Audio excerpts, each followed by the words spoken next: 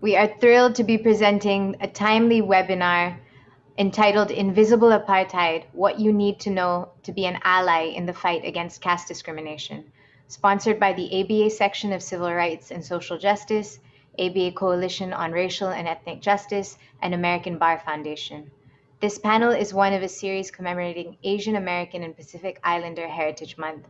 We are actively planning additional programming on a variety of issues, so please visit americanbar.org/CRSJ for updates on these programs. During today's program, we encourage you to ask questions of our panelists through the Q&A function, not the chat function. If you do not see the controls, please ensure your screen is not idle. We will be sharing a recording of this program with the literature list to everyone who has registered so that you can share it widely with your networks. And with that, we're thrilled to bring you today's program entitled Invisible Apartheid, What You Need to Know to Be an Ally in the Fight Against Caste Discrimination. We have an amazing panel today, some of our leading experts in issues of caste and struggles for democracy. We have with us Thenmozhi Soundararaja, who's one of the leading Dalit voices and South Asian voices in today. She's the executive director of the Equality Labs. Thenmozhi is a Dalit American artist, technologist, and the executive director of Equality Labs, an art and technology startup supporting South Asian religious, cultural, and gender queer communities in the United States and South Asia. Through her work, she organizes communities to fight impunity, state violence, anti-Blackness, caste apartheid, and religious intolerance. Her work has been recognized by the Robert Rauschenberg Foundation, Producers Guild of America Diversity Program, the Museum of Contemporary Art, and the Magnum Foundation. We have with us also a great legal scholar and one of the pioneers of thinking about caste in the American legal system. We have Professor Kevin Brown. Professor Brown is the Richard S. Levin Professor of Law at the Indiana University Bloomington Maurer School of Law, where he has been on the faculty since 1987. Professor Brown joined the faculty of the Indiana University of Law when he left Baker and Daniels. He teaches law and education, race, American society and the law, torts, and criminal law. He has been a visiting professor at the University of Texas School of Law, University of Alabama School of Law, and he has been affiliated with universities on 4 different continents, including the National Law School of India, University in Bangalore, and the Indian Law Institute in New Delhi, University of Cape Town in Cape Town, South Africa. Professor Brown is publishing in 2022 an exciting paper called Bostock versus Clayton County, Game Changer, U.S. Federal Employment Law Now Covers Caste Discrimination Based on Untouchability. Look out for it in the New York University Law and Social Change Journal.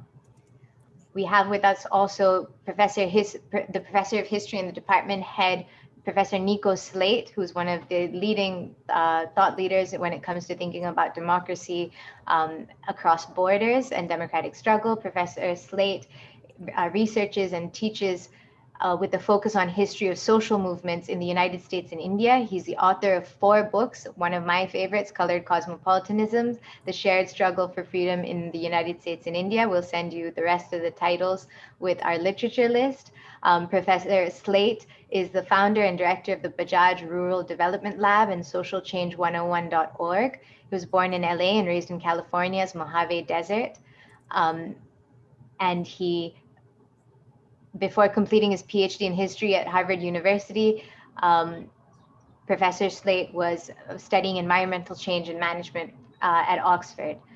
So we also, and finally, we have with us, last but not least, Jaspreet Mahal. Jaspreet is a Fulbright scholar and with a dual master's degree in sustainable international development and women and gender and sexuality studies from Brandeis University. She's been at the cutting edge of talking about caste in institutions, and she's been working to bring awareness about caste discrimination and caste equality to Brandeis University and through her work with the Boston Study Group. She partakes in various activities to advance Ambedkarite ideology and the anti-caste movement. We're so proud and so lucky to have you all here for what is probably one of the first events on caste for the ABA. I hope it's the first and of many more to come. And I'm going to pass it on to Thenmozhi to moderate and take the lead in the event. Thank you all for joining. Wonderful. Thank you for that great introduction. And thank you all for joining us for this really important conversation. It's really powerful because I think we are in such a historical moment for caste civil rights in the country, where we are seeing for the first time caste oppressed Americans really coming out in the wake of the historic California Department, Fairness in Employment and Housing's lawsuit against Cisco Corporation for casteist practices in the workplace, really launch a national conversation and a watershed of dialogue, both inside and outside of the South Asian American community, about how prevalent caste discrimination is and what are some of the legal and civil rights remedies that the caste oppressed Americans are asking for. And so, to better help the ABA, be able to grapple with this conversation as well as understand what the nuanced points around this issue, we're hoping this conversation will give you that introductory hump, help you go over that hump in terms of what you need to know about caste, and also what are some of the edge cases that are coming out of legal and implementation in workplaces and movement bodies. So part of what I was going to do was actually just give you some like initial grounding in this conversation.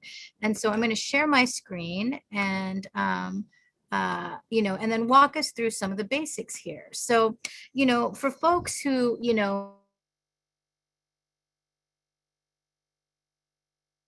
as a good breakdown. So, when we're talking about South Asian Americans, what's very important is that we are talking about, Asian American immigrants whose heritage and their flows of immigration come from any of the countries of South Asia. And this includes Bangladesh, Bhutan, India, Maldives, Nepal, Pakistan, Sri Lanka, and Myanmar. It also includes people who are from indentured communities. And this is so significant because when we're talking about caste travels wherever South Asians go. So this is not an Indian American thing or a Pakistani American thing or even a Sri Lankan thing. It is across all of these South Asian diasporas. And so this is a really critical factor in trying to understand, is my institution vulnerable to caste discrimination? Because you have to look at, well, if I have South Asians or Desis who are part of my team, where are they from and how does caste inform the ways they might work with each other? The other thing to kind of know how big the scope of the problem of caste is that, over 1.75 billion people are South Asian in the world. And there are 5.4 million South Asian Americans in the United States alone. So what that means is that caste as a system impacts, 1 in 6 people in the world, or 1 in 4 people in the world, if you're talking about South Asia. And we are, as South Asian Americans, one of the largest growing immigrant groups in the country. So we cannot think of caste as something that is a faraway historical issue. It's something that happens and occurs to over millions of people in the United States. And it's really an oversight not to be able to have a insight into this very critical structure of oppression, because it's impacting all American institutions at this point in time. And when we talk specifically about caste, like we're talking about a structure of oppression that affects more than 260 million people worldwide. And the system, is so unique because, and I'm going to go right to this pyramid so you guys can see this, is that it breaks up society into a graded system of inequality, where you have people at the top who are Brahmins, who basically wrote the scriptures that created this system. And within it, you see society broken up into different professions, and each profession has a lowered level of spiritual purity. And so, those at the top, got to benefit and, reap from their positions at the top. And the lower you go into the system, the more that your professions are less desirable and the greater your proximity to structural exclusion and violence. And, we see that in these categories, we have Brahmins who are at the top, Kshatriyas who are the warriors or the rulers, Vaishyas who are the merchants, Shudras who are the peasants. And then outside of this system were people who were seen to be so filthy, so spiritually polluting, that they were seen as untouchable. Untouchable because the very touch of them could defile another. And those were the castes that were seen as the outcasts and were given the worst of the jobs and lived on the outskirts of caste apartheid. And you are seen as untouchable, you're a spiritual criminal, because you have said to have done something so wrong in another life that you deserve to be in this terrible outcome of your present life. So there's no means to change your condition. And the kinds of, tasks that you are assigned in society can be cleaning up the shit of other people, taking care of the dead bodies, slaughtering and dealing with the carcasses of animals. So it is really the most disgusting of tasks. And that taboo extends to your very dignity and humanity. And many Dalits who were in those conditions, say, nobody gets to decide, what our position is towards God. And in fact, even the term untouchable itself is like an epithet. And so people have shunned that word, use lots of different things to name themselves. Some people say that they're caste depressed or Bahujan. Other people identify themselves as Ambedkarite or Buddhist, so they name their new religious identification. And there are people who also use the term Dalits, which is like a political, label, very similar to the way people say that I'm Black. And the idea being that, Dalit is a word that means someone who is broken. And in turn, we build resilience through our movement and resistance to this violent system. Now, what's so critical is that, oftentimes when we start to have conversations about caste, particularly in the South Asian diaspora, it can be very difficult because there is a lot of denial of, the prevalence of the caste system here. But I think what's so important for people to know is that, caste as it operates in the United States is not as virulent as India. So we're not seeing the high levels of murder, atrocity, and rape. In fact, like every day we see 3 Dalits that are murdered, 2 are raped, 3 houses that are burnt, because of the way that caste apartheid is maintained through structural violence. That said, we do see caste discrimination of a significant nature here. And our organization, Equality Labs, conducted a survey in 2016, and we found the first data that basically established caste discrimination in many American institutions. And, I think when we had started this survey, we knew anecdotally that this was a real pain point for caste oppressed Americans. We just didn't realize how large of a pain point it was going to be. And what we saw was horrifying. 1 in 4 Dalits had shared that they experienced some form of physical or verbal assault. 1 out of 3 said that they'd experienced some form of educational discrimination. And 2 out of 3 had experienced some form of workplace discrimination. And just those 3 stats alone tell you something serious is going on.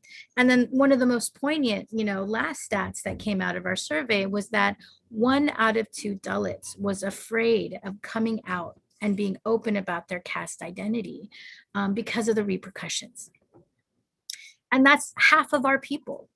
So when we saw that, this really began a journey of extended advocacy where we have seen human rights commissions take up the issue of caste. We had a congressional briefing at the Hill, working with Pramila Jayapal's office and Ro Khanna's office to bring multiple congressional offices into this conversation that's so severe. And what we've seen is that as we've seen public advocacy grow and we've seen institutions like Brandeis add caste as a protected category, we are also seeing a spotlight of some of the workplace issues that are coming up related to caste.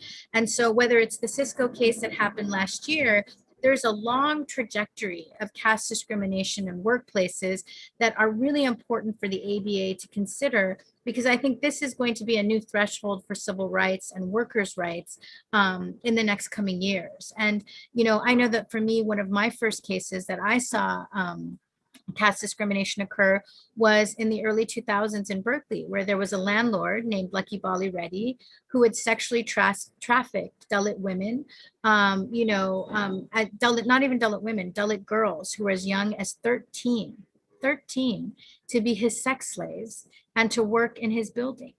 And the only reason he was caught was they tried to smuggle one of the women, the girls who worked with him, out of a building that had caught on fire. And they got caught because her body rolled out of the carpet. And when they found her body and they did forensics, they found she was 13 and pregnant with his baby.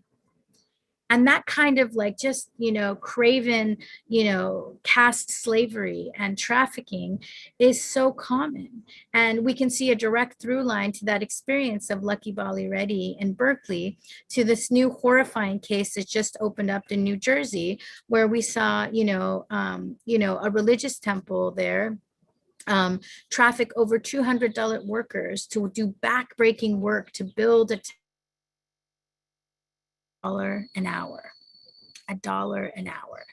So that is really the context for which the urgency of this conversation is really happening, is that, we have far too many American institutions that lack caste competency at a time when we are seeing a growing number of caste discrimination claims occurring all over the country. And I think this is where it's really important that ABA membership that is committed to civil rights and Asian American stopping Asian American discrimination, have a better handle on this problem, and also what are some of the legal frames to better understand this issue. And I think this is a really great place, I think, for me to pass the mic to my colleague, Professor Kevin Brown, who has been a unique civil rights scholar to kind of help illuminate the shared legal lineages between caste and race in terms of civil rights. Because unlike most countries, we actually have a very strong foundation for the discussion of caste as a protected category. And so, Professor Brown, I'd love for you to bring in the conversation to the legal level here. So, Professor Brown, I pass it to you. Well, thank you for that, Mosey. And I also want to thank Lakshmi for that wonderful introduction, and thank the American Bar Association for putting on this panel discussion. People often debate the issues of whether caste discrimination is a form of religious, race, or national origin discrimination extracted from a context.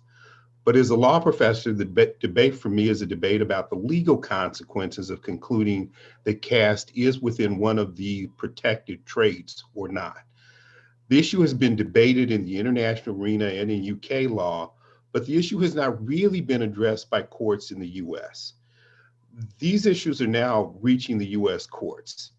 It is most specifically raised in the context of a lawsuit by the California Department of Fair Employment and Housing, in a lawsuit brought under California's employment discrimination statute. Thus, the case only addresses California state law. However, one can expect that the decision by the California courts will have a dramatic impact nationwide. In addition, since California is the state with the most IT companies in the US, the decision is also going to be very important for a segment of the American economy that employs a large number of South Asians. Dalit groups in the US and abroad are also attempting to get the EEOC to recognize that caste discrimination is already covered under Title VII of the 1964 Civil Rights Act. The US also has provisions in 42 USC 1981 and 42 USC 1982 that were originally adopted by Congress in the Civil Rights Act of 1866, which I will talk about later, where arguably caste discrimination could be recognized. These provisions could potentially be applied not only to caste discrimination in employment, but also housing against independent contractors and public accommodations. And then Mosey just recently spoke about the New Jersey case that was filed last week that raises the question of discrimination against Dalits under the Fair Standards in Labor Act and the Trafficking Victims Protection Act. However, this lawsuit doesn't present the legal question of whether discrimination based on caste is illegal under US law, because but the primary function of that case will be to publicize the existence of caste discrimination in the US.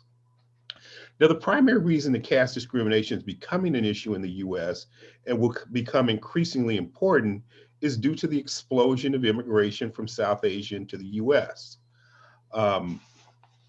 Generally speaking, by 1917, the US had banned immigration from all of Asia, including South Asia. And that ban remained in effect until 1968.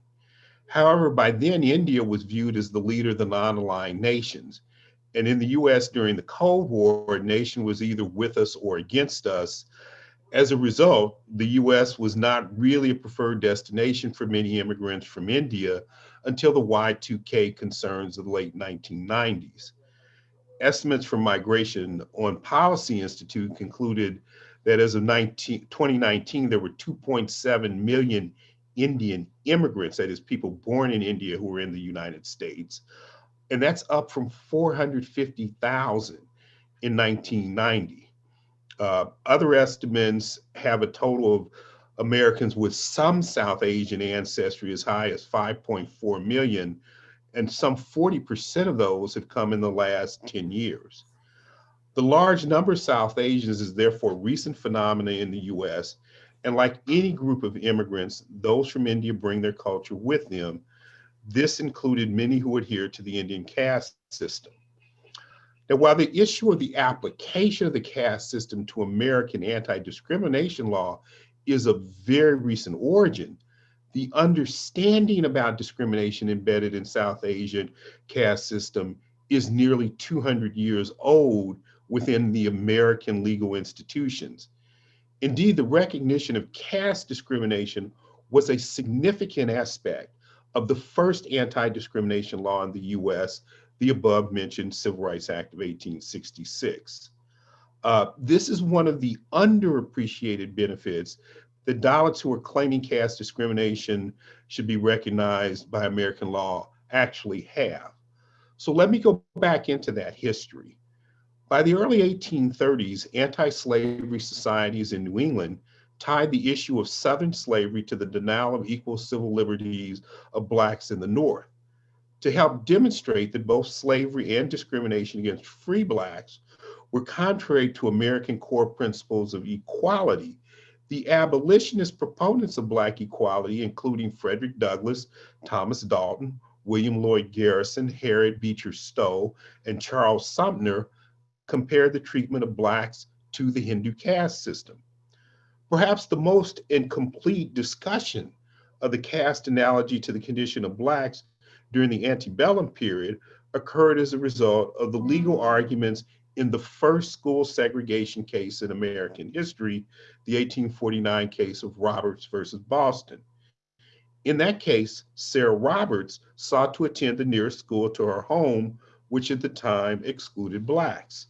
Charles Sumner, who would go on to become one of the most influential leaders of the radical Republicans in the Senate during the Civil War, represented Sarah. For Sumner, the separation of children in the schools on account of race or color is in the nature of caste, and on this account a violation of equality. He will specifically draw upon the analogy of the functioning of the Hindu caste system to segregation that Blacks suffered. After the Civil War and abolition, Congress faced the need to address the legal rights of the newly freed people. One must remember that slavery was more than physical bondage. A slave was not a legal person. Thus, they could not enter contracts, buy, sell, or lease property, file a claim in court, or be a witness in legal proceedings. Plus, the 1857 US Supreme Court decision in Dred Scott meant that no Black person could be a citizen of the US. So in January of 1866, Congress began debating its first anti-discrimination measure, the Civil Rights Act of 1866. The act will make everyone born in the US a citizen, grant to all the same legal rights that white citizens have, and ban discrimination in contracting and property. During the congressional debate, several congressmen pointed out that the Civil Rights Act of 1866 was intended to prevent the operation of the caste system in the US. The Civil Rights Act of 1866 remains one of the major civil rights statutes in the US, which is now under 42 USC 1981 and 42 USC 1982. We also see here in these discussions about the Civil Rights Act of 1866 that race and caste were viewed as intertwined concepts. Also, that in the very beginning of anti-discrimination measures, we see Congress expressing a desire not to replicate the Hindu caste system on American soil. The point here simply being that there's a strong argument that if the framers of the Civil Rights Act of 1866 were asked, would they also ban caste discrimination as practiced on the caste system of South Asia, the answer would almost certainly have been yes. Let us fast forward to today. The United States has a patchwork of federal statutes protecting people from employment discrimination on the basis of a number of protected traits. In addition, there are also various state statutes that will also prohibit discrimination based on certain protected traits. However, none of these provisions specifically include caste as a protected trait. Thus, without amending the statutes, the question is, would caste fall under any of the existing protected traits? Now, under Title VII, the major employment discrimination statute in the US, the protected traits are race, religion, color, national origin, and sex. There are several states that also have the protected trait of ancestry under their statutes. And in fact, the US Supreme Court has specifically stated that for the purpose of 42 USC 1981, the term race includes discrimination based on ancestry or ethnic characteristics. So if we're talking about employment discrimination, for example, religion is a possible trait that a Dalit could use. While the normal religious discrimination involves an employer discriminating against a victim because of the victim's religious beliefs, American courts have also recognized a sort of reverse religious discrimination claim, where here the employer prefers those that practice the employer's religion over those who do not. Here the argument would be that by working in a capacity that a high caste supervisor would think is inappropriate for a Dalit, the employer is engaged in this form of reverse religious discrimination. Ancestry is another possible protected trait. Certainly for Section 1981, where the Supreme Court has argued that it falls within race discrimination. And indeed, in a 1973 case, the Supreme Court has suggested that ancestry could also work under race discrimination for Title VII. And there are some statutes like California that specifically have ancestry as a protected trait. An intriguing new theory for race discrimination under Title VII comes from the US Supreme Court's decision just this past June in the case of Bostock versus Clayton County.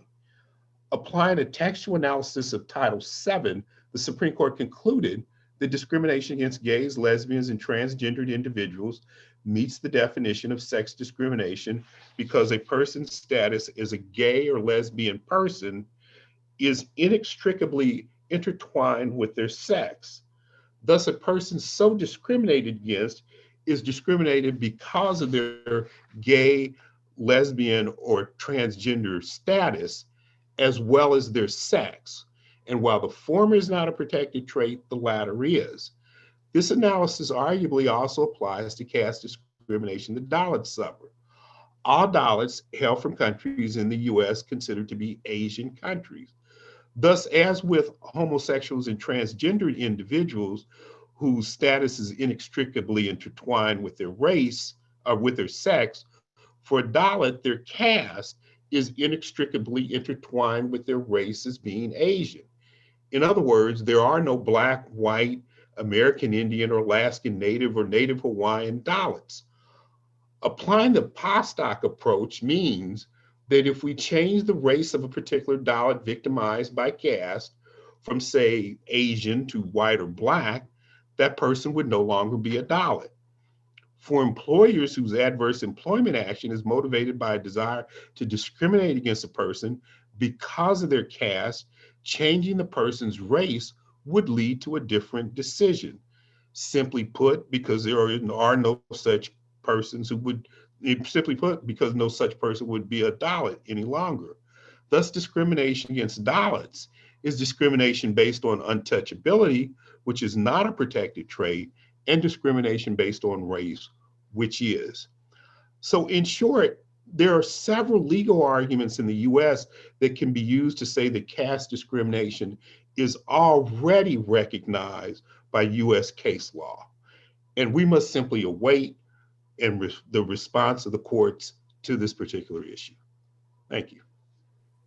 Thank you so much for that comprehensive overview, Professor Brown. And for ABA, participants that are listening to and kind of mulling over some of the history that Professor Brown has shared, I think, all of this is so critical because, again, what we're seeing is caste-oppressed Americans, reaching out for support from legal teams across many different states because, caste is relatively still new for many people to consider. And I think that one of the most important takeaways that people need to hold is that caste is covered under existing law and through many different categories that exist. However, the civil rights demand of this moment is to extend those protections and make it explicit. Because for many people, the level of discrimination that occurring is so large that to be able to have the safety and the recognition that it is formally a protected class will really make sure that all of those pieces come together. And, there's many movements that are occurring right now. And I think that, as we get into talking about that work, I want to bring in Professor Nico Slate, who can talk about some of the interchange around Black and Dalit civil rights work that can really speak to how this is a civil rights moment, in addition to a moment for new legal practices as people start to engage in this issue. So Professor Slate, I turn it to you.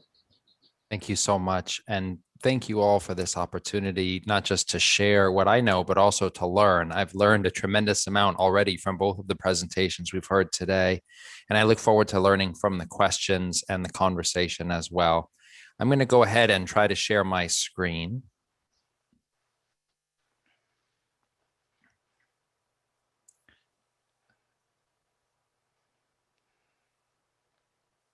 All right.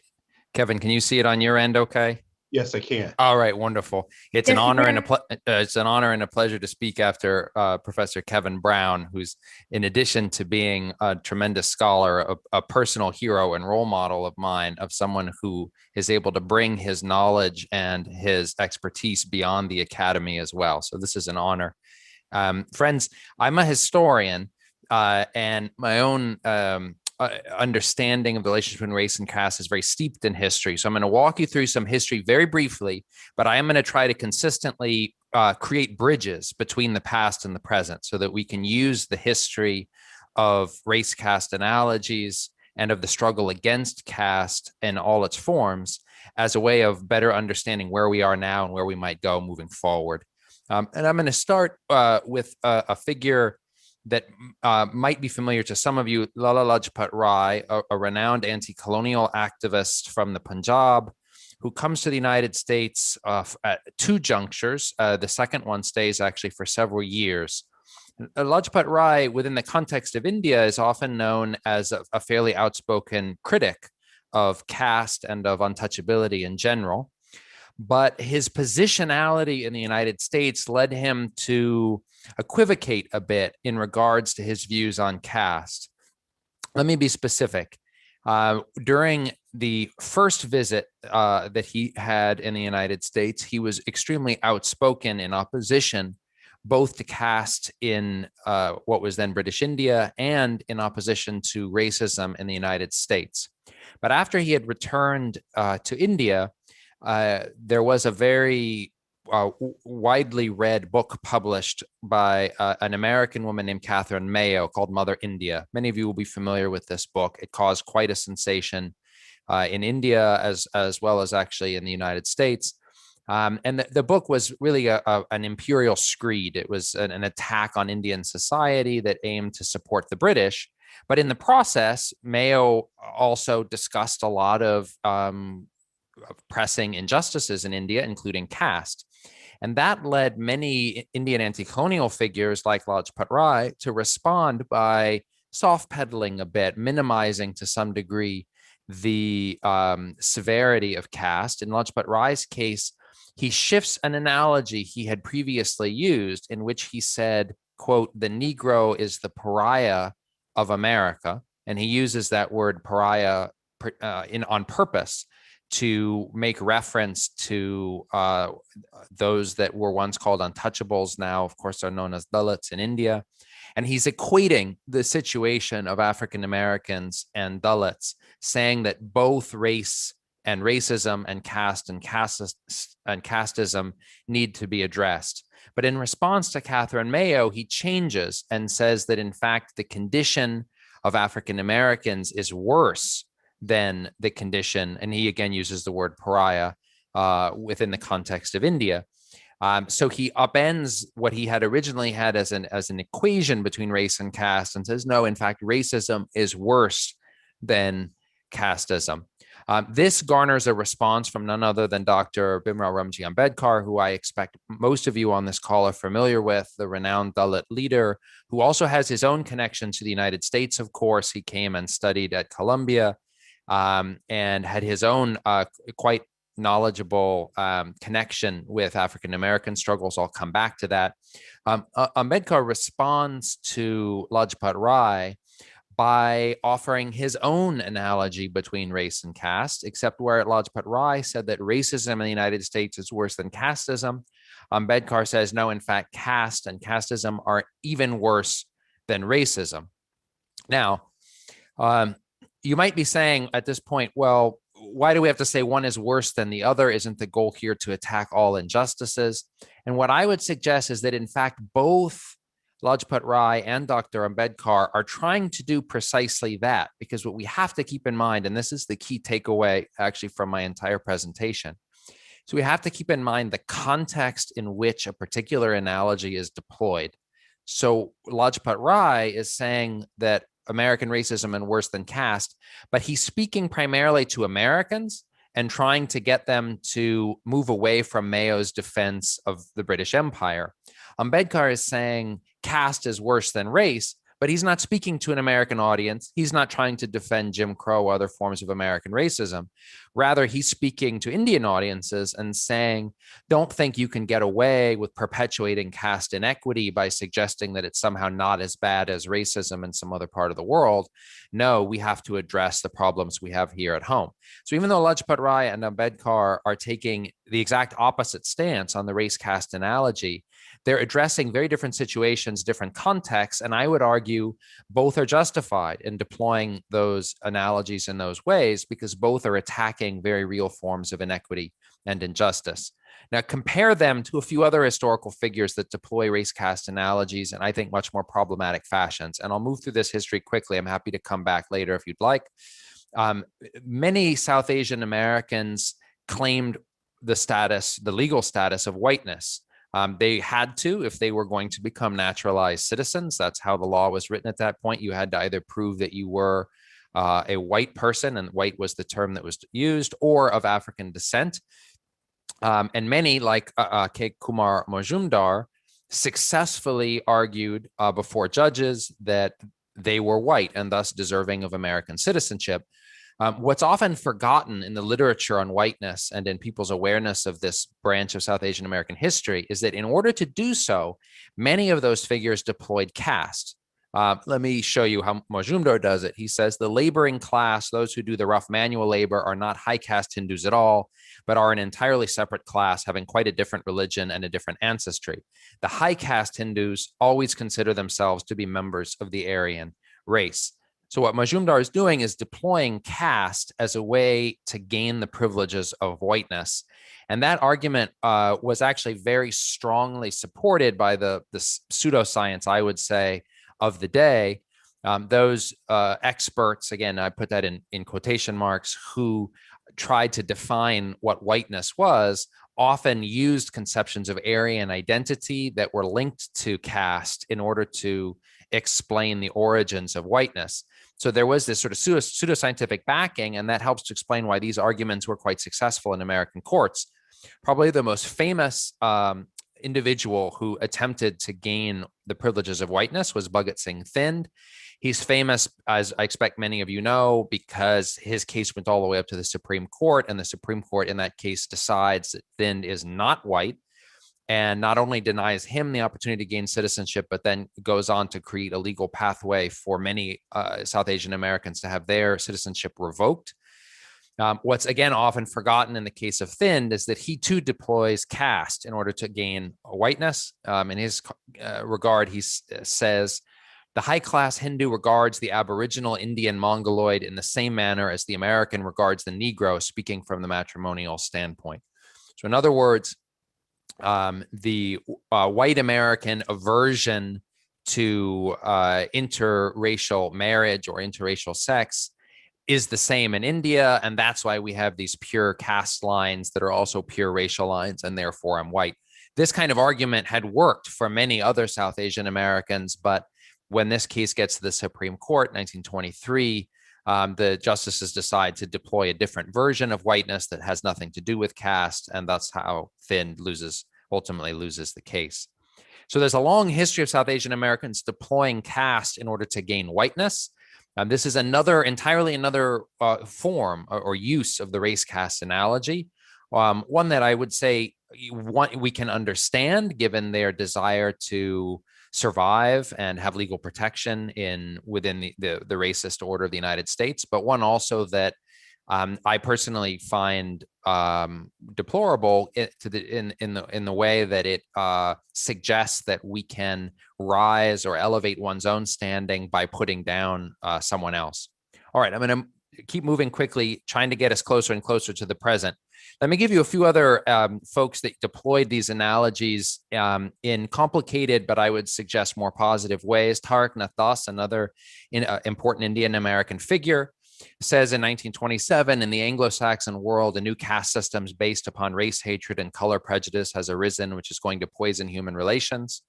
And in 1943, since the American people declared that they did not believe the superior race theory of the Nazis, there should be no discrimination against any individual because race, creed, or country of origin.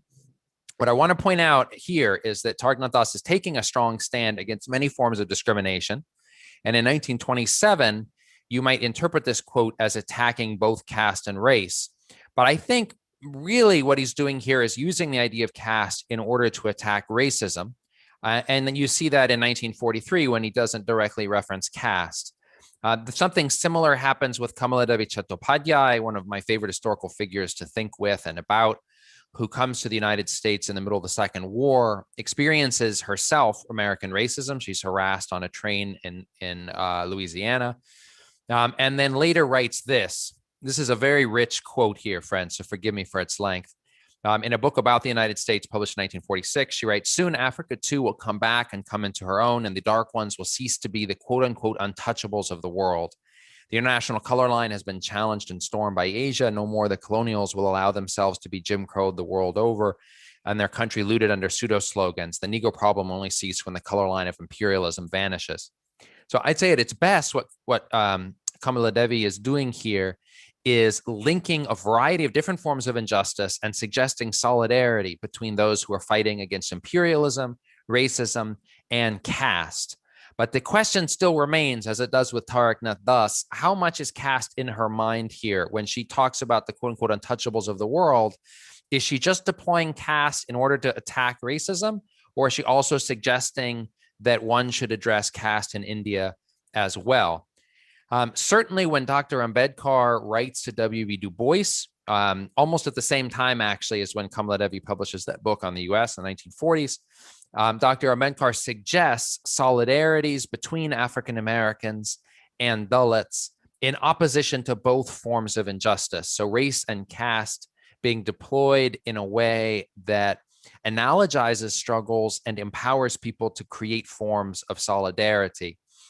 That that idea carries forward in time, even to someone like Dr. Martin Luther King Jr., who usually, when we think about Dr. King's connections to India, we think about his ties to Gandhi. And thus, the analogy here is between the struggle against racism and the struggle against British imperialism. But when Dr. King goes to India in 1959, he travels around India. He talks with the prime minister at that point, Jawaharlal Nehru. Caste is actually a constant theme that comes up in Dr. King's trip. And when he comes back to, actually, when he returns to the US, he has, I think, an overly rosy view of the Indian government's efforts to undo caste, although I don't blame him for that, because his knowledge is limited to those that he's speaking to in India. So he very much gets, for example, Nehru's view on the government's efforts to undo caste and casteism. But when he comes back to the US, he regularly references the inequity that he has seen in India and tells a story, actually a story that some of you will be familiar with, in which he talks about being introduced during a stop in Kerala as an untouchable from the United States of America. And he says that at first he's put off by this description, but he comes to recognize that indeed he is an untouchable and to embrace that identity. He's drawing in that story on actually an experience that one of his mentors, Benjamin Mays, had in India. It was, in fact, Benjamin Mays that is greeted as an untouchable. But King, by deciding to echo that story and draw upon it, taps into this long history in which African Americans had engaged not just Gandhi and the struggle against British imperialism, but also the struggle against caste and caste inequity in India. And I'll close just by saying that I'm giving you one more example of this equation of race and caste in opposition to inequity. This is one that brings us closer to time and also is an example of Dalits drawing upon African American struggles, the Dalit Panthers, modeled on the Black Panthers. And I'm happy to talk more about the Dalit Panthers or other efforts in time to bridge African American struggles into the effort to undo caste. But just in closing, I'd like to suggest that the key thing I take from this history is that if we are going to oppose any injustice, we need to think hard about how we analogize it with other injustices in the world. And the key thing from my vantage point is the necessity of analogizing struggles in a way that doesn't raise one above another, but instead creates opportunities like Dr. Ambedkar did when he wrote to Du Bois, to create real solidarities that are able to oppose injustices simultaneously, and to recognize what's often called the intersectionality of oppression, the way that multiple oppressions can influence the same person at the same time, and that if we are going to fight for a better democracy, whether in this country or anywhere in the world, that we have to do so by looking at the full range of injustice and thinking about the full range of solidarities we might build. Thank you very much. Thank you for that so much, Professor Slate, for sharing that. And I also think that there's a really powerful thing for folks here who are also thinking about practical applications of this understanding is that, you know, when we're talking about South Asian Americans, oftentimes the discriminations we map are with relationship to white supremacy. But I think what we're really speaking here to, and this is actually true across all of the Asian American and immigrant communities, is that we are seeing these communities grapple with tensions of civil rights and discrimination and exclusion that is happening internal to the South Asian American community. And both the historical examples that Professor Slate gave, as well as Professor Brown gave, really look at this question about, is caste analogous to race, or is caste analogous to colony? Because so many of the dominant caste, intellectuals flow between these different connections of oppressed movements because they were really relying on race being analogous to colony, which makes sense because then as brown people, you can make Black and brown solidarities. And the long tradition of Black internationalism has really paved the way for many oppressed peoples to find themselves in shared material solidarity. The only challenge with that is that dominant caste intellectuals were often gatekeeping the relationships that needed to also occur between caste oppressed individuals and Black and Indigenous movements. And I always wondered with that one trip with Martin Luther King, how is it on earth that his mentor had this random engagement with a school in Kerala when they significantly excluded him from meeting one of the most premier Dalit leaders, Dr. Ambedkar, in India at that time? I mean, it just seems absurd. It'd be like coming to the United Martin Luther King or Malcolm X, you know, that the oversight of that lack of connection between two such pivotal movements of oppressed peoples was not accidental. It was actually intentional to the way that caste dynamics work.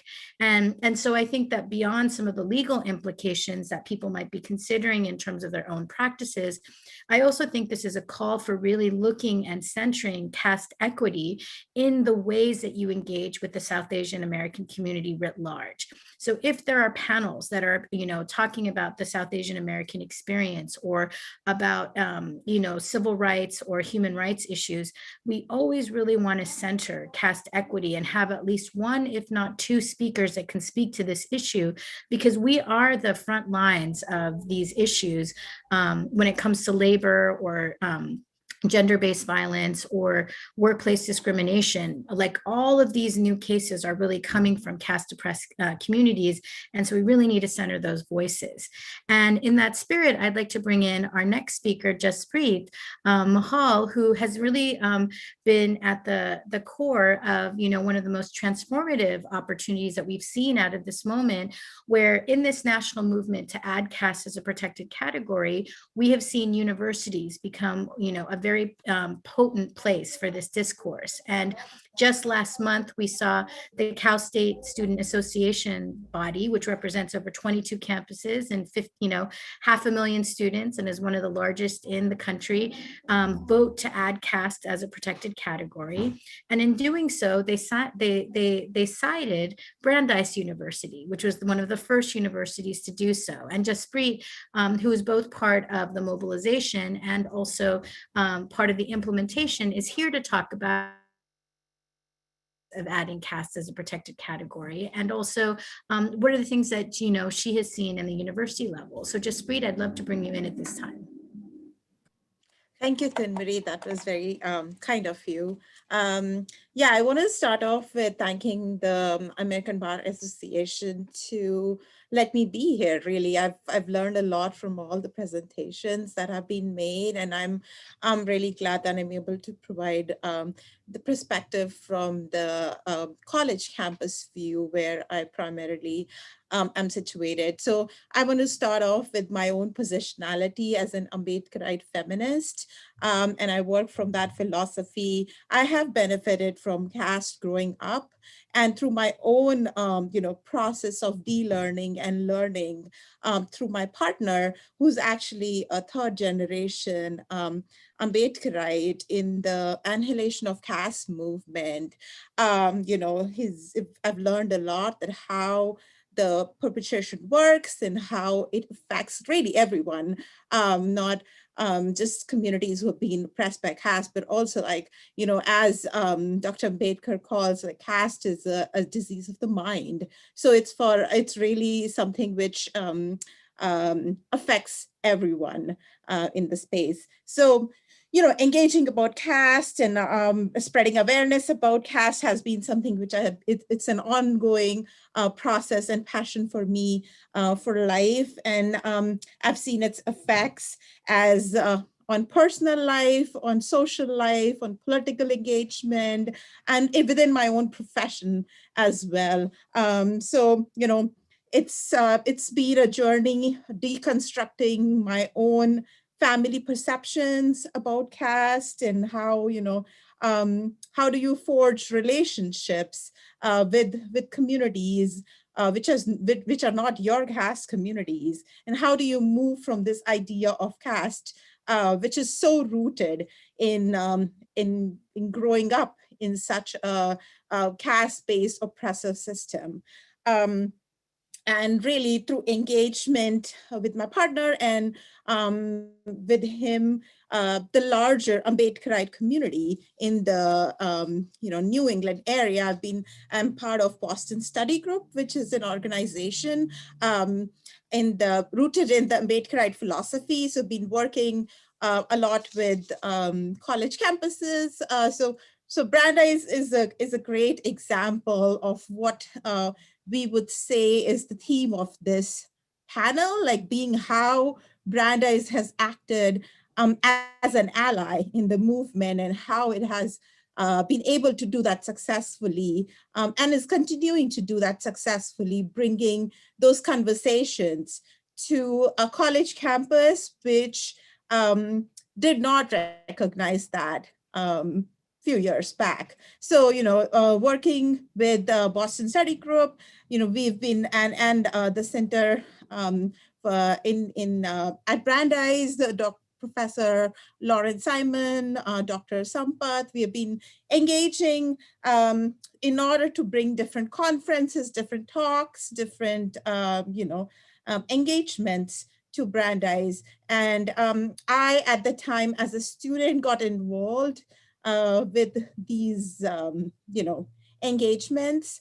And I feel like it's been a journey now as a staff member. I've been working in the space where most of you might know that Brandeis passed caste into the non-discrimination policy in December 2019.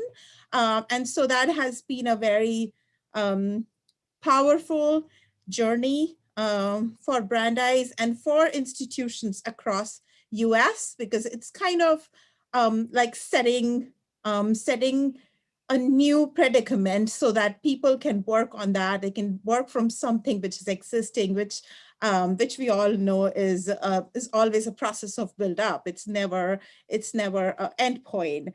So engaging with college campus at Brandeis specifically has been really started from my own journey as a student, where during class discussions, you would come across caste privilege being thrown around in the classroom as casually as, oh, I belong to this particular caste, and that is why this is my culture, this is my religion, this is my festival, and then also perpetuating the same dominant caste ideology, whether it's in classroom settings or it's in dating space or, things like that. So that kind of like, made me step back and think about whether this caste privilege or talking about this caste privilege is akin to discrimination.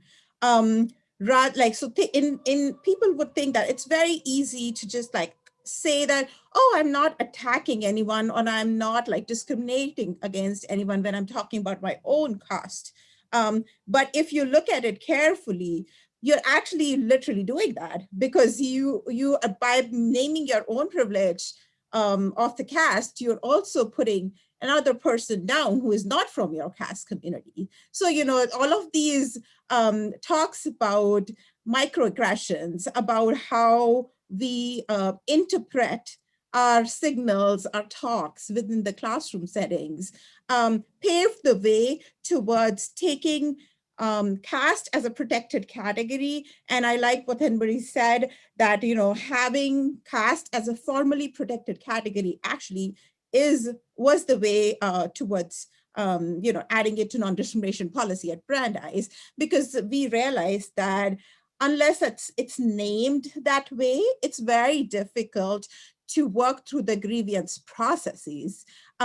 So it was in fact initiated by a couple of, a team, Caste Task Force at Brandeis, and it was led by the Chief Diversity Officer, who, the larger Department of Diversity, Equity, and Inclusion Office led that, kind of like process. Because again, we have to realize that we can talk about it as South Asians. We can talk about it if it's coming from faculty members who are working on caste. That can be a good place to start from, but really it needs to come from the equity diversity conversations. And I'm also saying this from a standpoint where I work as an accessibility specialist with students at Brandeis. So I work with students with disabilities. And it's the same conversation where we are having, where disability needs to be including, or ability needs to be included into the DEI conversations, rather than having it as a separate conversation. And I see that as similar to caste being added in the DEI conversation. And this is to draw parallels of what Dr. Brown and Dr. Slate were talking about. So, really, I think the process, talking a little bit about what the process was like, we kind of reached out to a lot of students who were in the classrooms at that time, but also alumni, because I was able to tap into those alumni due to my own Ambedkarite networks, and really talk to them about what kind of transgressions occurred in the classrooms, how were the other spaces on the campus, like social gatherings, dating, or course, working together on different courses, interactions with faculty members who were from, the caste communities, and how did all of those kind of paved way into discrimination, on feeling outed or feeling outcast on the college campus, which is of course something, again, DEI picked up. So I'm glad that kind of was the journey there. And then of course the formal process of going through the board members about like whether caste needs to be a category. Does it come under like ethnicity? Does it come under any other kind of category? But with enough of students on campus, enough of people who can be affected by that. So just taking that proactive step towards adding caste as a protected category in the non-discrimination policy was what happened. And then the kind of like, we added that in December 2019, the president sent out that the statement. And I also want to add that the grievance process, which is something which we really talked about, is like, how do you talk about those aspects when those come in, if cases are reported, how do you work through that? That has been put under the Office of Equal Opportunity. So, people who are working with Title IX grievance processes also work through, grievance processes for any of the other discrimination aspects. So I think that has been a great win, and Brandeis has been able to kind of put that in place, which has really not only, put that policy in place and let's just get away with that. Instead of that, moving towards conversations on caste on college campuses. I know Tenbury has been to Brandeis and presented with the South Asian Students Association, who did not think about having any kind of panel about caste before that has happened. So, it's more like these young minds are being nurtured to think and to question what has been hidden, apartheid in their houses, what has been not talked about, and opening up those conversations so that there is hope for change. And yeah, I just want to close with that. And I'm so glad that I have the space to be working with those young minds to make those changes.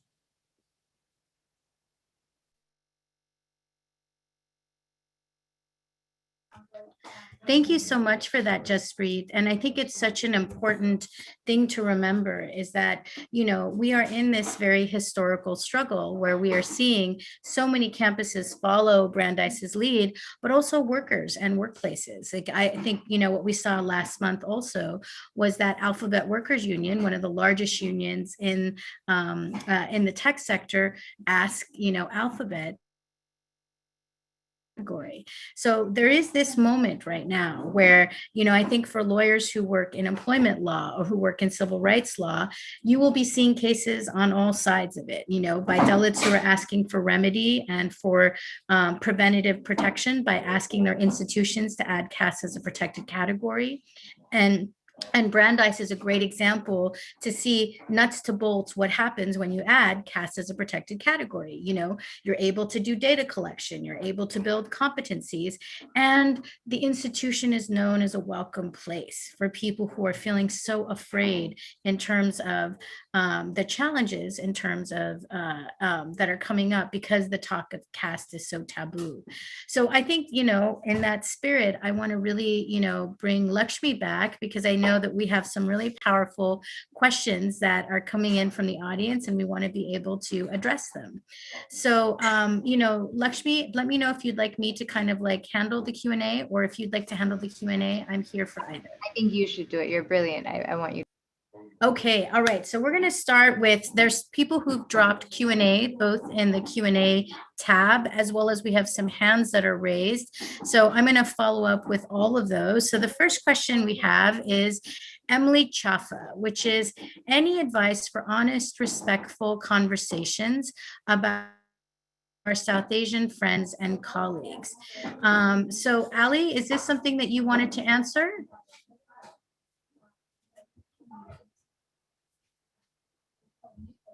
Okay. All right, I'm going to go ahead and take this as a question. So I think that we have courageous conversations about race, and that's becoming more and more common today. And I think similarly, like what I would do is that, I would never ask someone directly their caste background because that can be very intimidating. But what I would do is keep this in the conversation of the structural and keep this in terms of the policy. So, even something as simple as like, oh, well, I know with our legal practice, or I know in our institution, we do have South Asians who work in our context. And we have been hearing in multiple forums, particularly this most recent one in the ABA, that the time has really come for us to like, to talk about caste as a protected category. Can we begin to do an exploratory study or work with, Dalit civil rights organizations like Equality Labs or legal scholars like Professor Brown to begin thinking about and implementing caste as part of our DEI work or our list of protected classes in our HR books. And this is a very important place, I think, to begin those conversations. And, it helps avoid like interpersonal conflict around these issues, because again, it is so taboo to talk about caste that, you don't want to put anyone on the spot, but to talk about it in the lens of policy and in terms of protected class is always super useful. And there are a lot of really great, I think, powerful ways to start in learning and also, beginning to have these conversations. And I recommend, there's a resource I put earlier on in this document, in this webinar of this new Smithsonian We Are Not Your Stereotype series that has a link to a talk I gave about caste in the United States, which is super useful. And also like even sharing the caste in the United States survey is really helpful as well, because it's very practical based for institutional conversations. And if you're still wondering about how to have the most appropriate conversation, I would really love to, just invite you to reach out to us as speakers or to Lakshmi, and we can put you in contact with consultants who work around caste equity training for institutions. And we have done caste equity training for corporations, for banks, for grassroots organizations, and it helps to have a facilitated container to move DEI measures, like in general, and DEI again is diversity and inclusion work that happens at many diversity and equity inclusion work. But the main thing is that we can't afford to be silent about this. So even if those first conversations are difficult, it's important to get that journey beginning. Now, Professor Brown, I think that there's a question here about have any Dalits filed EEO complaints? And I saw you typing. Did you want to respond to that? Well, that's exactly what I was getting ready to type. There's only one case that I found of, and it was a case dealing with a professor who raised it among a number of different other claims, and the court didn't really address the caste discrimination claim. So it more or less just gave a perfunctory, no, this is not included, and went on. So I would say there is that one case, but it's not really the kind of case that would work as a precedent because there wasn't really any real thought about it. But I did want to take up one point and maybe to amplify on something that Nico said, in part because this issue of they can see it, but they can't do anything with it. In part because this issue of caste and race gets intertwined in the U.S. And anyone who studied the African-American struggle will go, well, didn't Dr. King attribute a lot of respect to Gandhi? And there's no question that that is true. So I want to take you back to what I was saying. In the 19th century, the dominant way to talk about the African-American struggle was this comparison to the caste system in India. Now I can give you the history of the Black struggle, but let me just zip forward to 1905. Japan is going to fight a war with Russia and win. And the significance of that is it's the first time that a nation of people of color militarily best a white nation, European or North American nation. So it creates all of a sudden this real idea that hadn't existed in the way it existed after Japan won. And that was the possibility of an alliance of people of color overcoming white supremacy. So it was within this sort of idea of an alliance of people of color overcoming white supremacy that African Americans become increasingly aware of the Indian freedom struggle. And they're not just aware of the Indian freedom struggle, but they're also aware of the Indian leaders who are saying, what we are going to do is also abolish untouchability. So from the standpoint of African Americans, who in some sense have always been victims of caste discrimination and race intertwined, with the Indian freedom fighters, you had a group who was committing both to the struggle against white supremacy and to eradicating caste within their own country. So they seem to be really natural allies for the African American community, but the alliance was sort of this dual alliance that we are both fighting caste-based discrimination as well as racism or white supremacy. Fast forward to today, and right now the struggle against white supremacy, at least the way it was conceptualized at that point, is pretty much over. We're in a different phase, at least, of that struggle.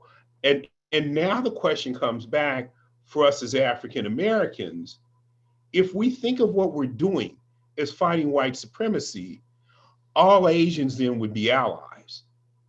If we think of what we're doing as fighting caste discrimination, then we would separate Dalits from caste Hindus. So what we're really talking about with the African American community is taking this intertwined concept of race and caste together, cleaving it in half, and then now looking at it separately as a caste-based struggle, as opposed to one which was both caste and race. And I think the other piece that's super important about that, Professor Brown, for also folks to know, and I think hopefully will address one of the other questions here, is that While caste has its origin in religious scripture, it is now found in all faiths. So it is not significant, it's not important to say, well, is it about the Hindu religion only? Absolutely not. We are seeing caste discrimination in South Asian Christian communities, South Asian Sikh communities, South Asian Buddhist communities, and South Asian Jain communities. And the story here is that none of the existing containers, whether it's race or religion or ancestry, speak to the conglomeration that really is caste, because caste is in fact its own separate, structural oppression. So I think for the purposes of law, for the purposes of how it might be part of any of your practices, it's really important not to get too in the weeds of the religious origins of it, and to really think about what are the practical ways that this looks like discrimination as we've been trained to understand systemic discrimination before. Because particularly what we've seen, and Professor Brown, you just dealt with this last week or 2 weeks ago when we were in Santa Clara, there was a lot of disinformation about what would happen if caste gets added as a protected category. Like, if we add caste as a protected category, do people have to identify their caste in the workplace? Does it mean that there are lists of castes that are present? Will people, does the addition of caste mean the positive discrimination of other religious communities? And I think to kind of assuage those fears, I think, Professor Brown, this is another really important point to make the distinctions that you gave in public testimony with Santa Clara, that the addition of caste is just that. It's just a protected category. So maybe you could just emphasize for our audience, like some of those points you made at Santa Clara last week. I, of course, agree with you, but an attorney litigating a case will try to win the case on whatever legal theory the attorney can win on. And there is a legitimate legal theory here of a reverse religious discrimination claim, which does in fact touch on religion. So I have no doubt that once this comes into the legal system, and it's in the Cisco complaint, that one of the charges they make is on religion.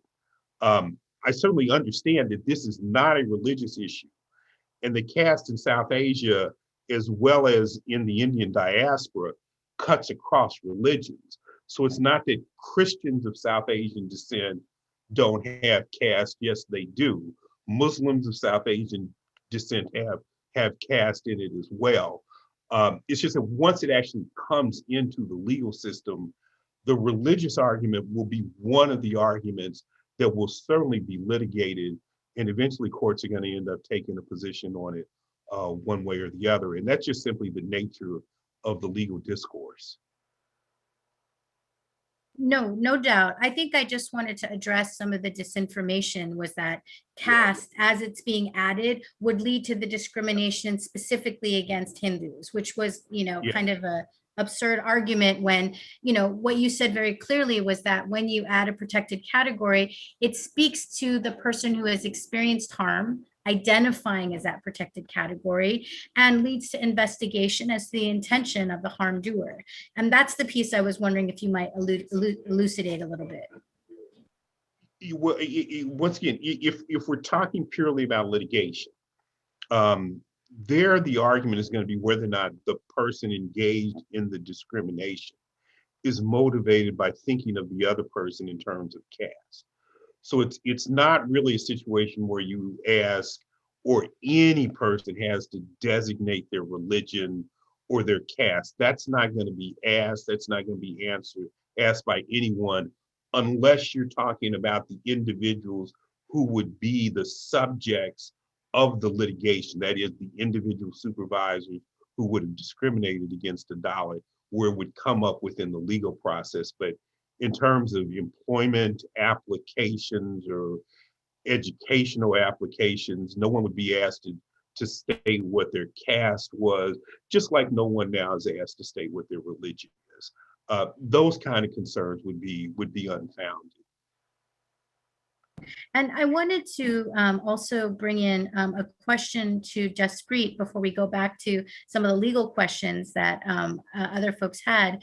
And Jaspreet, one question someone had asked was, what were the tangible discrimination practices that were being deployed against students at Brandeis that required special protection? So I don't know if you have specific cases you can illuminate. I definitely have some from the national level, but I think people really want to hear about Brandeis first. Yeah, thank you. Yeah, I think I mentioned a little bit about that when I was talking about how, in the classrooms saying that, I am from the Kshatriya community, or I'm from the Brahmin community. So that kind of like is also perpetuating caste and perpetuating the discrimination, because you are, we know that it's a hierarchy, it's a hierarchical system. We know that when you're mentioning your caste, you are placing yourself in that hierarchical order, and you're saying that I'm here, so that means there are other people who are here. So that kind of like kicked off the idea to include caste in the non-discrimination policy, because it's one of those things where you are a passive aggressive microaggression in classrooms that we talk about. It's one of those. So, and I actually don't believe in microaggressions. It's always macroaggressions. So let's just stick with that, that aspect that, that particular thing kind of kicked off. But it's also about whether you are celebrating, festivals like Holi, which are seen to be very, cultural, traditional things that you do for the Indian community. But if you actually look at the root of those and what that kind of like perpetuates, sexual violence and violence against, caste communities, and the whole mythical, historical perspective of what those festivals are rooted in, I think those kind of things also need to be corrected at the college campus level, which kind of kicked off the idea. And then I also want to mention where there are more South Asian communities within those communities. And there was a question around that as well, I think, which talked about like, oh, are Americans going to ask us about the caste? Are we Brahmins or not? It's not about that. And Lakshmi really answered well there. Is like, it's about like hoping that South Asians would also not ask that what caste you are when you're getting in touch with each other about either, working with your peers, or like dating life, or living with somebody in dorms. And, having that social circle, which is like not just caste-based, and having, communities intermingle with each other, which is the idea towards annihilation of caste.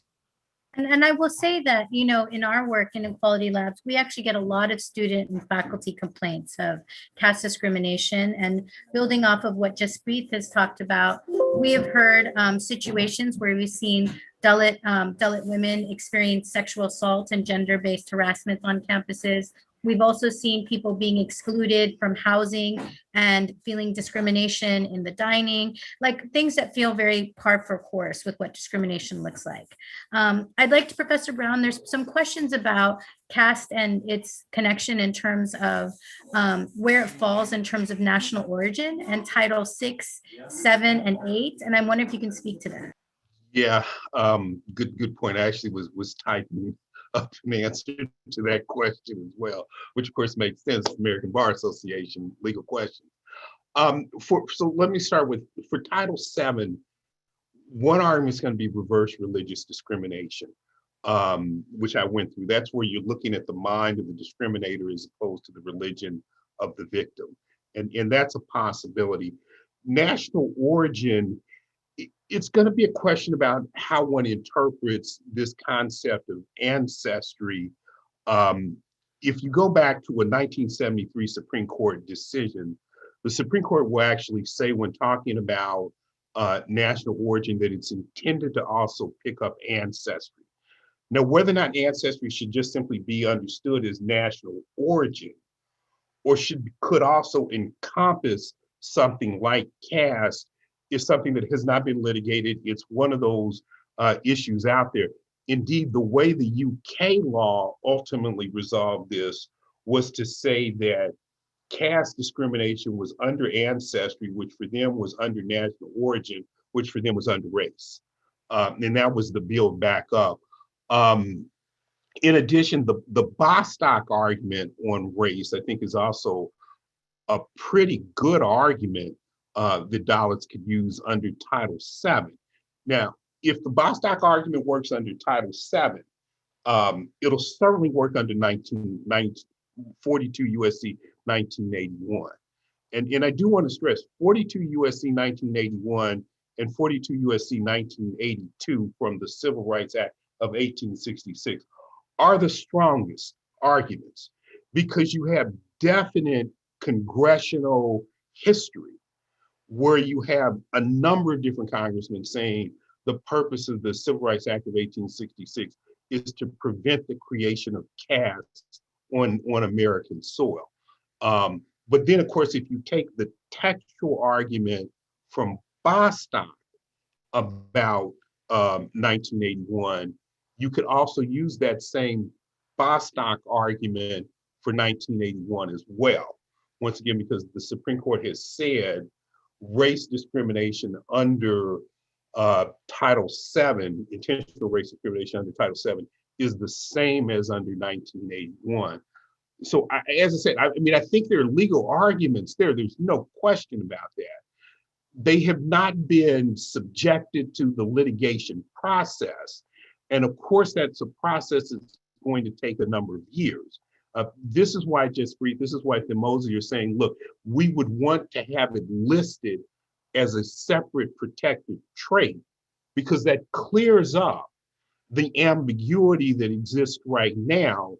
And not only would it clear up the ambiguity, but it also makes it very clear that a person who raises a claim of caste discrimination because they're a Dalit and then is negatively treated for employment because of it, they would have a separate retaliation claim, even if they lose under the substantive claim.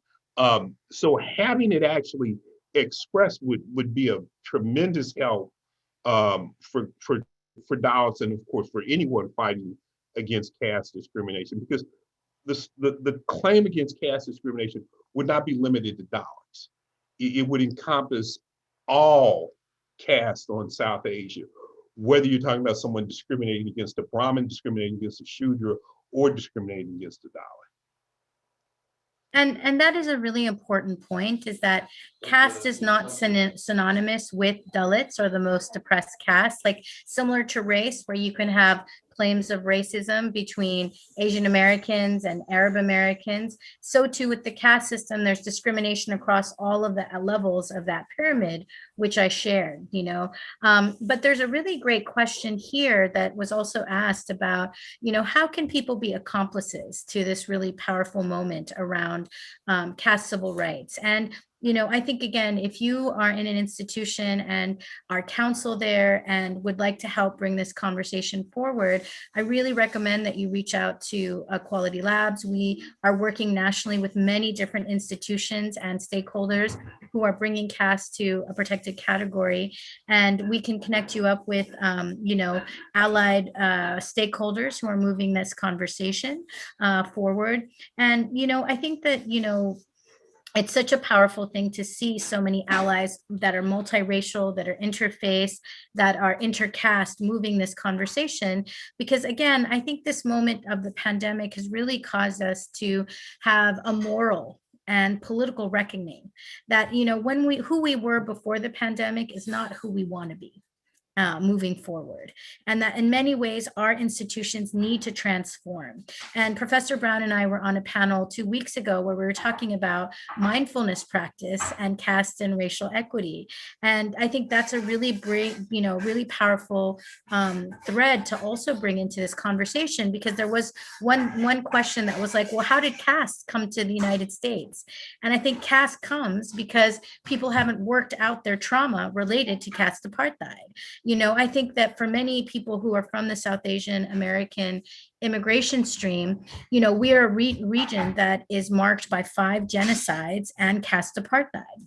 But when people come to the United States, the need to kind of like lean into a bootstrapping narrative where I came here with $5 in my hand and look at me, I've come to the place of merit, and I want to pretend like all of that violence we came from doesn't exist. But that doesn't psychologically occur. Nobody comes, you know, crosses US immigration and all of a sudden they're a psychologically blank slate, you know. In fact, quite the opposite, right? They're coming shaped with all of these traumas and also understandings of how people even interact within their networks. And so in the pressures of white supremacy, they recreate what is known to them, what is normal to them, you know. And you know, the waves of immigration that both Professor Brown and Slate talked about, like the 70s all the way through our period, that was the crucial generation that really helped to sediment many of the casteist institution practices that we see today. And so, you know, but just like we saw it, you know, really come into fruition over the last 30 to 40 years, we can for sure dismantle it in the United States because, again, we have civil rights laws, we have civil rights lawyers, we have people who, you know, thanks to Black civil rights struggles, we have a platform to fight for equity.